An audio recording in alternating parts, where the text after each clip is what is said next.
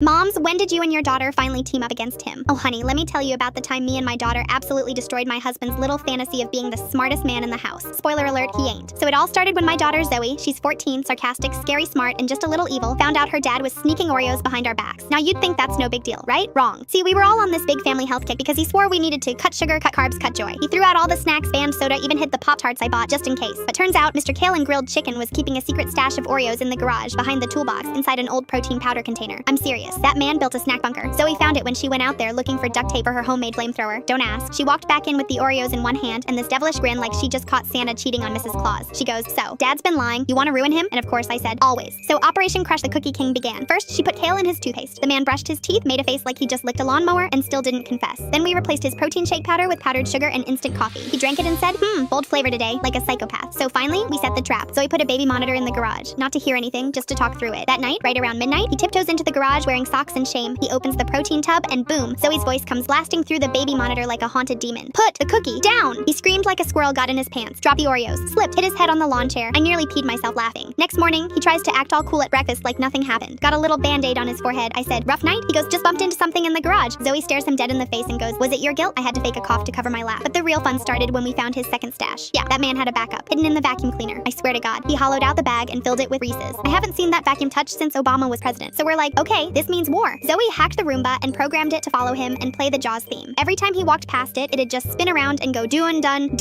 until he ran into the bathroom like he was being hunted. But then came the final blow. Zoe made him a green smoothie for breakfast. Real healthy looking, full of blended spinach, almond milk, flaxseed, and just a touch of wasabi. He took one sip and turned into a fire hydrant. He didn't talk for 3 hours, just pointed at his mouth and paced the hallway like a ghost. That afternoon, he walked into the kitchen, looked at us both, raised his hands and said, "I surrender. I'll buy y'all donuts. Just stop haunting me." Zoe leaned in real close and whispered, "Justice is sweet, like Oreos." We laughed for like 20 minutes. But the kicker? The next day we found his journal. Yeah, he keeps one. And in it he wrote, "Day 36. They know. I'm being watched. The Roomba has turned." He tried to burn it in the backyard, but Zoe had already made copies. We keep one in a frame over the fireplace. Moral of the story? Don't mess with a mom and her chaotic daughter, especially not over cookies. You will lose, and your vacuum will never forgive you.